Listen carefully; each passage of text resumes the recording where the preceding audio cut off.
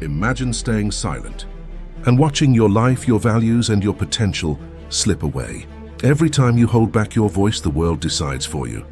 And sometimes, that silence costs more than you realize. In this video, we're revealing 7 situations where silence is not golden. It's dangerous.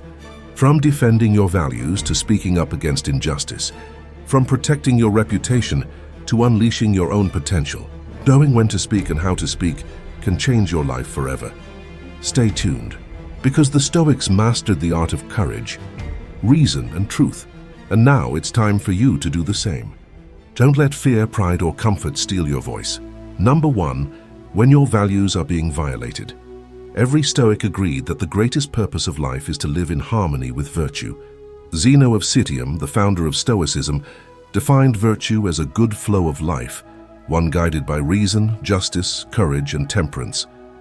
When you stay silent while your values are being mocked or trampled, you step out of that flow and into moral chaos, Seneca warned. He who does not prevent a crime when he can, encourages it. It's not enough to privately disagree with wrongdoing, and silence, when virtue is attacked, makes you an accomplice to it. If someone lies and you know the truth, speak it. If someone manipulates you into betraying your principles, say no, say clearly and calmly. But here's the key. Stoicism doesn't encourage emotional outbursts. Cleanthes, Zeno's successor, said that reason should guide the tongue like reins guide a horse. When you confront wrong, do it with precision, not with anger. You don't need to shout to stand firm. A steady tone, a grounded posture, and words that carry the weight of conviction can silence deceit more effectively than noise. Your values are your inner fortress. Once you let others trespass on them through your silence, you invite chaos into your soul. So when truth, justice, or integrity are on the line, speak. Not for ego, but for peace. Every time you don't speak up when you see moral compromise, a part of you starts to break down. The Stoics said that the soul doesn't usually become corrupt all at once. Instead, it starts with minor compromises, such when you know what's right but don't say anything because you're scared, it's easier, or you're comfortable. Epictetus said, "No man is free who is not master of himself." Being a master means having the guts to stand up for what you believe in, even if it makes you uncomfortable or puts you in danger. If you stay quiet while others twist the truth, outside forces will control your inner condition. For a Stoic, that is the very definition of bondage. Musonius Rufus told his students that philosophy is not just a theory, it is also action. A philosopher who does not advocate for virtue is like to a soldier who forsakes his duty in combat.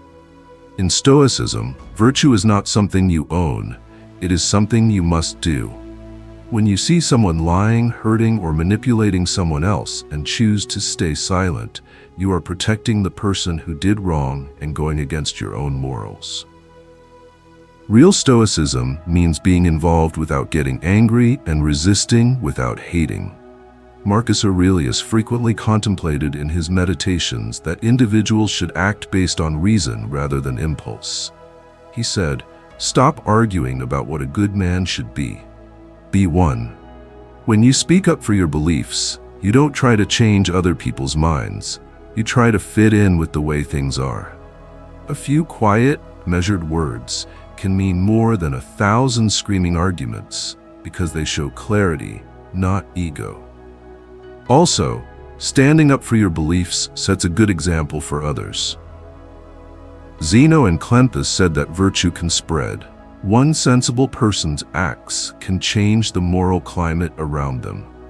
When you speak up when it matters, you help establish a culture where honesty, fairness, and truth are valued. On the other hand, silence means that compromise is okay, and over time that permissiveness spreads to your life and the lives of people around you. So, when your principles are being attacked, like when people question your honesty, challenge your integrity, or overlook justice, remember that quiet is not peace. It is giving up. Talk with calm authority, using logic and your own beliefs to guide you. When your voice is in line with virtue, it not only protects your inner castle, but also keeps the moral order around you, which strengthens both your character and your peace. Number 2. When someone disrespects you repeatedly. Marcus Aurelius began each day reminding himself, "Today I shall meet with interference, ingratitude, arrogance, deceit, bad will, and selfishness." He prepared his mind not to be shocked by disrespect, but he also refused to internalize it. The Stoics taught that while you can't control others' behavior, you can control your boundaries. Musonius Rufus, often called the Roman Socrates, said that a wise person must not tolerate behavior that disrupts the order of the soul. Repeated disrespect does exactly that. The mistake most people make is thinking silence equals strength. But silence in this case often communicates submission. When someone talks down to you, mocks your ideas, or treats you as if your worth is negotiable, a calm confrontation becomes necessary. Say, "I don't allow myself to be spoken to that way." No rage, no explanation. Just boundaries drawn with quiet confidence. Seneca once wrote that anger is weakness disguised as strength, but so is endless silence. The balance lies in firm composure. Your peace should not cost your self-respect. The Stoic response to disrespect is not revenge, it's redirection. You remove yourself from the influence of the small-minded and continue your path with dignity and tact. To let disrespect continue through silence is to let your mind decay slowly. Remember, the wise don't seek approval, but they never allow others to trample on their dignity either. As Musonius Rufus said, "To allow evil is to invite it." Speak calmly, defend your boundaries, and then move on, untouched by bitterness, anchored by virtue. But knowing when and how to respond is just as crucial as responding. Marcus Aurelius said that we shouldn't act on impulse because the best revenge is not to be like your enemy. When someone disrespects a Stoic, they don't get angry or insulted. Instead, they use reason to keep their inner calm and make it plain that their dignity is not up for debate. You don't want to control the other person. You want to keep your own mental and moral balance. Being disrespected over and over again isn't just annoying from the outside. It tests your ability to control yourself. Epictetus said, "It's not what happens to you that matters, but how you respond to it." If you let disrespect make you angry or keep you quiet forever, you are giving up your ability to think clearly. Your answer should show that how you feel about yourself doesn't depend on how other people act. Calm, strong words, along with clear boundaries, show strength much better than angry conflict. Cleanthes, who followed Zeno, said that virtue is shown not just through actions, but also through constancy. The Stoic does not retaliate when someone keeps disrespecting them. Instead, they make it plain what is okay and what isn't. This kind of consistency over time stops people from doing the same thing again without causing more problems. On the other hand, silence lets disrespect turn into a routine, which weakens your control over your own life. Also, having clear limits affects the moral climate around you. Musonius Rufus said that reasonable individuals set an example for others.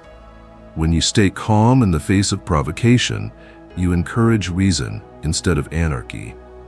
Even people who don't like you at first can start to think about themselves when you calmly say something without malice. Lastly, remember that protecting your boundaries is also a way to take care of yourself.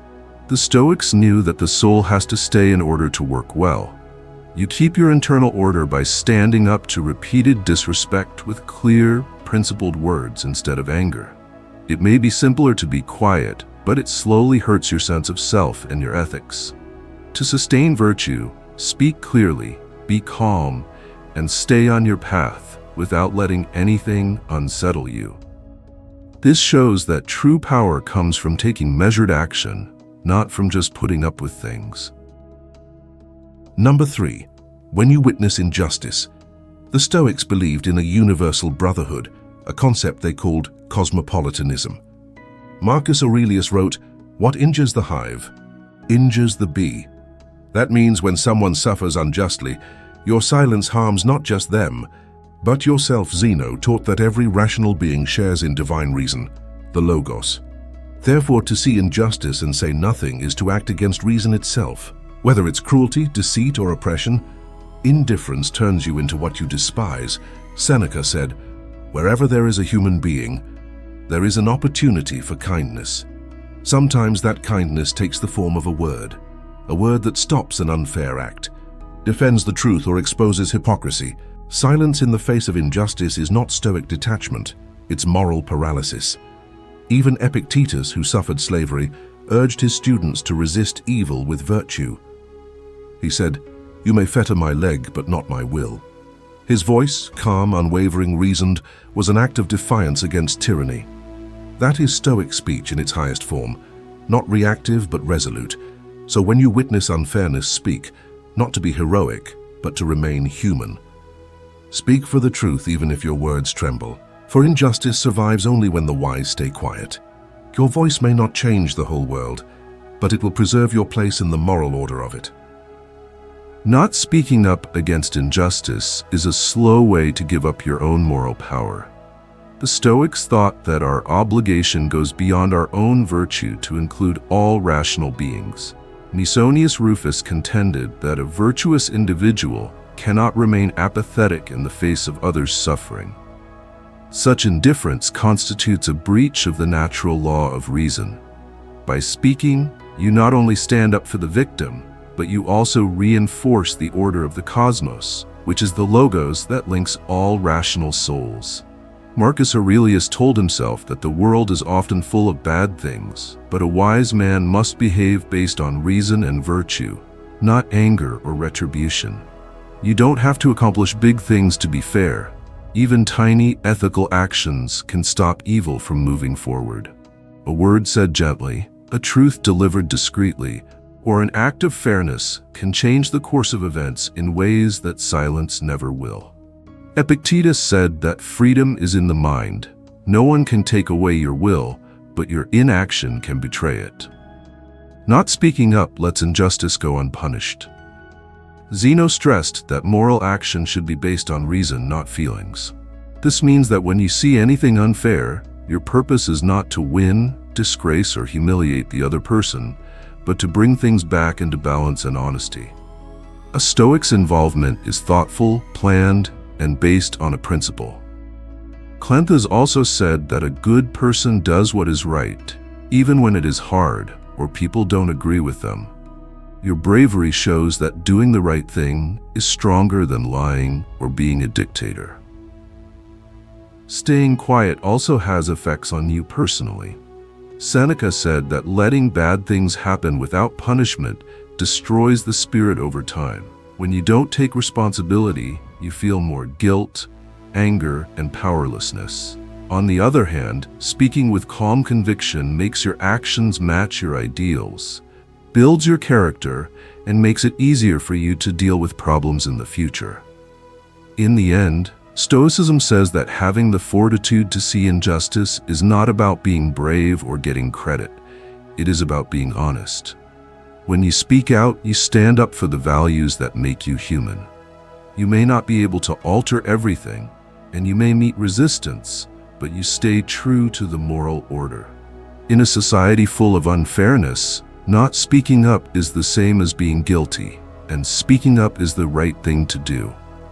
Your speech keeps the truth safe for others, and also keeps your own soul's honor in coherence. Number 4, when you need help but pride stops you. One of the most dangerous silences is the one born from pride. Stoicism teaches self-control but not isolation. Marcus Aurelius said, "We were born for mutual help, just as the feet, hands, and eyes work together. To deny help is to deny your humanity." Marcus Aurelius constantly thanked his teachers and mentors in meditations. He credited others for his strength, showing that even emperors need guidance. Yet modern minds often confuse asking for help with weakness. That's ego, not Stoicism. Seneca reminded Lucilius that wisdom isn't knowing everything, but being humble enough to learn. When life feels unbearable, and you choose silence instead of reaching out, that silence can destroy you. Even Stoic masters had moments of despair. They just didn't hide from them. Epictetus said, "The uneducated blame others. The partly educated blame themselves. The fully educated blame neither." Asking for help is a mark of the fully educated. You've transcended blame and accepted the reality of interdependence. Speak when you're struggling. Talk to someone you trust. Share the weight. It doesn't make you weak. It makes you rational. Pride isolates, humility heals. Stoicism doesn't ask you to bear everything alone. It asks you to bear what is yours and share what can be shared. Your silence in suffering serves no one. You are part of a greater whole, and your voice, even if it's asking for help, is a form of strength. In addition to being humble, asking for help strengthens the Stoics' belief that people are all related in a basic way. Zeno argued that rational humans are not alone, but are part of a bigger moral society. When you don't share your problems because you're too proud, you break the natural tie that lets society and your soul grow. In these moments, silence is not Stoic discipline. It is self-imposed agony that could be mitigated by rational action. Musonius Rufus stressed that we shouldn't have to deal with life's problems on our own. You not only make your own life easier by sharing your problems with someone smart and trustworthy, but you also give them a chance to be virtuous. In Stoic philosophy, helping others and being helped are two sides of the same coin. They build character, encourage empathy, and bring your life into line with the natural order of logos. Marcus Aurelius often thought about the advice he got from professors, generals, and counselors. He knew that even an emperor's wisdom is influenced by the advice of others. This shows that asking for help is not a sign of weakness, but a way to improve. The Stoic way is to ask for help with care and clarity, not to trust people blindly, but to use their advice to make better and more virtuous choices. Seneca told us that pride frequently hides fear. We are afraid of looking weak, inadequate, or reliant. But Stoicism says that real bravery is facing the truth as it is. When you talk about what you need, you face that fear head-on, just like Epictetus said you should. On the other hand, silence lets fear take over and limits your ability to do good things. Asking for aid is also a quiet way to teach others. It shows how strong humility and reasoned action can be. It shows that being self-sufficient doesn't mean avoiding reliance. Instead, it means logically adding community to your life. Even the most stoic person realizes that working together and getting help are important for getting through hard times while keeping your morals intact. So keep this in mind. When pride makes you want to stay quiet, remember that speaking up, even to ask for help or advice, is not giving in, but being brave. Your voice keeps your reason, builds your character, and brings you closer to the Stoic ideal of living in harmony with both yourself and others. Number 5. When lies are being spread about you. A reputation can never define your soul, but Stoicism teaches that clarity of truth is worth defending. Epictetus advised, "When anyone tells you that someone speaks ill of you, do not make excuses. Answer only, 'He does not know my other faults.' That's wisdom, not submission. When lies are spreading about you, your silence can feed them. But the Stoic doesn't engage in frantic defense. He speaks once, clearly, calmly, and lets truth do the rest. Zeno taught that logos, reasoned speech, was the bond between all rational beings. Therefore, using your voice to correct falsehood aligns with the natural order. Seneca also warned that false words are not only evil in themselves, but they infect the soul with evil. That's why silence in such a situation isn't peace. It's a breeding ground for deceit. Clarify what's false, correct without anger, then let go. Don't argue endlessly. That drags you into the mud of gossip. Stoicism teaches that your actions must validate your words. When truth lives in your conduct, slander loses power. Marcus Aurelius said, "Be indifferent to what makes no difference." Once you've spoken your truth, indifference becomes strength. Beyond that point, silence returns, but now it's the silence of confidence, not fear. But there is much to think about. Stoicism says that defending the truth isn't about winning fights or showing others that you're right. It's about keeping your own soul safe. Musonius Rufus stressed that letting lies take over your inner existence is a kind of moral degeneration. Every time you don't say something when lies are going around, you let a false picture of your character get into the minds of others. More crucially, you risk taking that false picture of yourself. Epictetus told his students that the mind is in charge and that no one can really hurt you until you let them.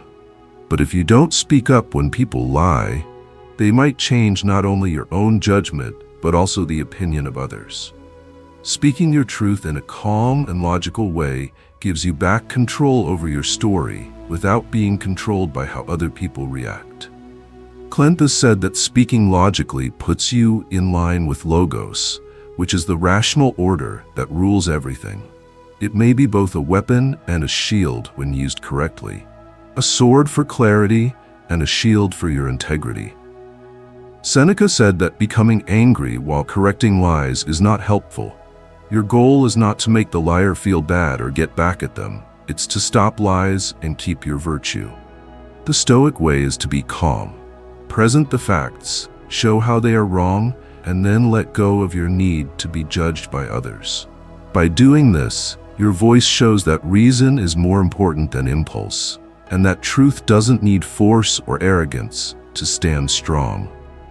Also, quietly but firmly standing up for the truth might teach the people around you in a subtle way.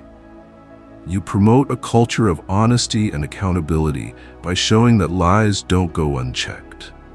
Marcus Aurelius frequently contemplated the significance of exemplifying through both conduct and behavior. Your measured intervention shows that you care about principles, not what other people think. The Stoics thought this was an important part of wisdom. Finally, after you've made your repair, go back to being indifferent. The world may still get you wrong, but your job is done. Now silence isn't fear, doubt, or inaction anymore. It's confidence based on reason, virtue, and the fact that your soul is still pure. In this way, speaking out against lies doesn't disturb the peace. It shows Stoic courage and makes sure that both outward and interior truth stays strong. Number 6. When silence kills your potential. Fear often disguises itself as wisdom. People say they're waiting for the right moment, but often they're just afraid to speak up, afraid to fail, afraid to be seen. Marcus Aurelius reminded himself daily, "You could leave life right now. Let that determine what you do and say and think." Zeno began teaching philosophy only after losing everything in a shipwreck. His disaster became his awakening. Imagine if he had stayed silent, mourning his loss instead of sharing his wisdom. Stoicism might never have been born. Epictetus, too, began as a slave. He had no title, no freedom, yet he used his voice to teach emperors and shape history. His words were his liberation. When you silence your talents, your truth, or your ideas, you reject your own destiny.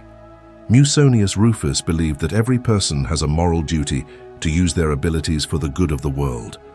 Silence in that sense becomes a form of selfishness. Speak your ideas, share your art, express your thoughts, even if they're imperfect. The Stoics remind us that death is certain, but expression gives meaning to life. Fear fades when you act despite it. In addition to dread, silence is often caused by the false belief that you are waiting for things to be perfect. Seneca said, "It's not that we don't have a lot of time to live, but that we waste a lot of it." The perfect moment never comes, and life goes on while your potential is unfulfilled. The Stoics said that the only way to achieve something important is to act based on reason, not doubt. Every unspoken thought and every insight you keep to yourself is a missed chance, not just for you, but also for others who may have gained from what you said. The cases of Zeno and Epictetus show an important point. Circumstances do not make someone virtuous or successful. Purposeful effort does. Zeno's shipwreck and Epictetus' enslavement were painful times that may have kept them quiet forever. Instead, they both turned problems into chances, utilizing their voices to change people's minds and inspire generations.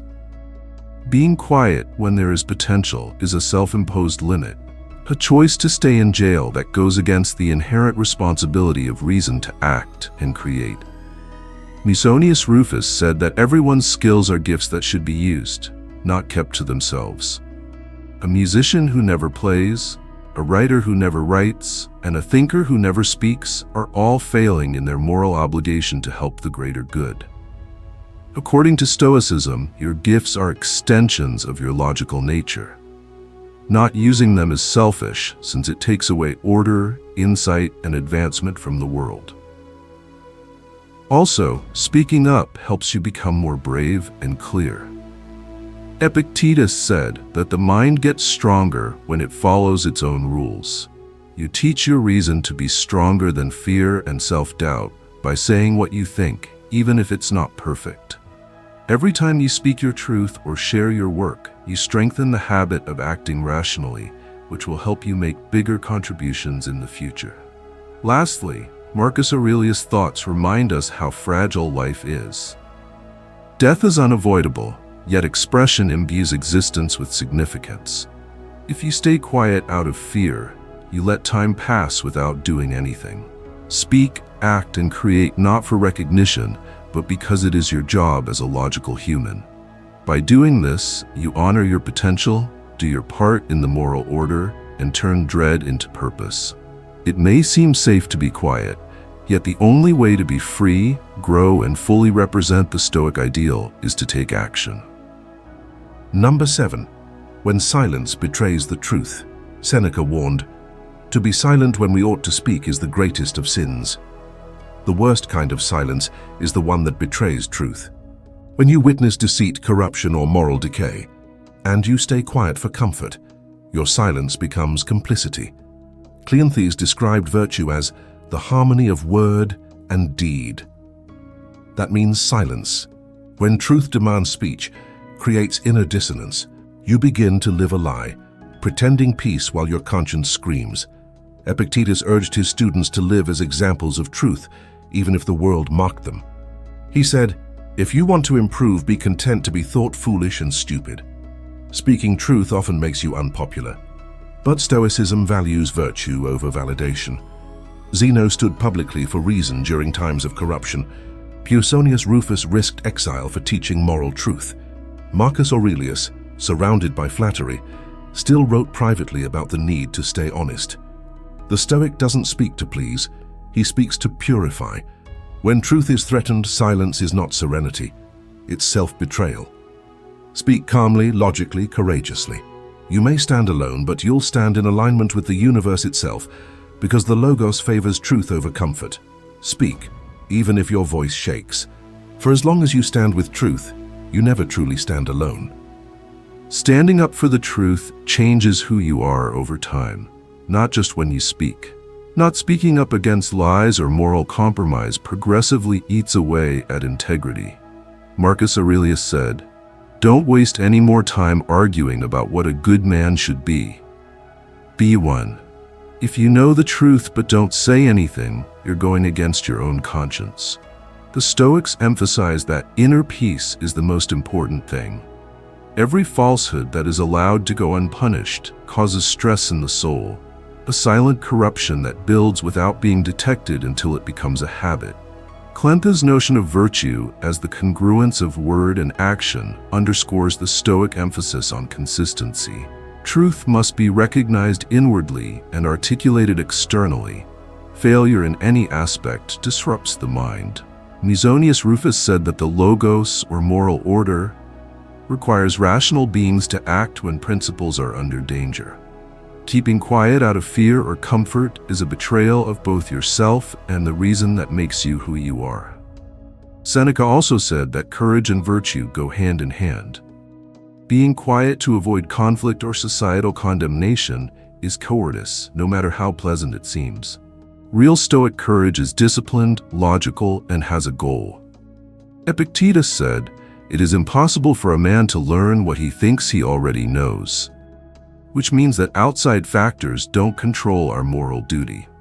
When you speak the truth, you honor what you know and urge the world to learn more. Even if your position is met with criticism, rejection, or isolation, Stoic philosophy prioritizes alignment with reason over social acceptance.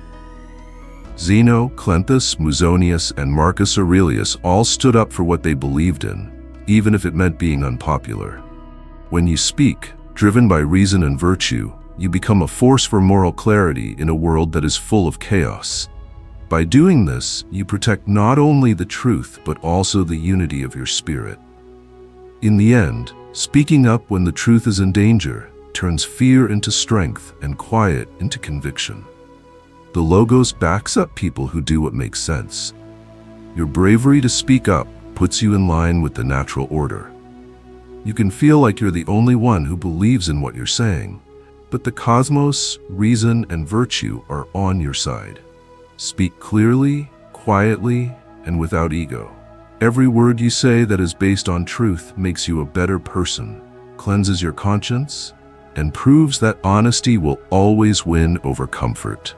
Always remember that quiet can kill the truth, but your voice can keep it alive. By keeping the truth alive, you keep yourself alive. Stoicism says that you shouldn't be loud, but you should be careful. People that are smart don't talk a lot, but when they do, every word counts. Marcus Aurelius, Seneca, Zeno, and Epictetus all knew how much it could cost to be quiet at the wrong time. They knew that the best way to protect virtue is not to avoid controversy, but to face it with calm reason. So keep in mind that silence is holy when it keeps the peace, but it is wrong when it protects lies. When your heart tells you to, speak the truth. Speak up when the world is unfair. Talk when staying quiet would hurt your spirit.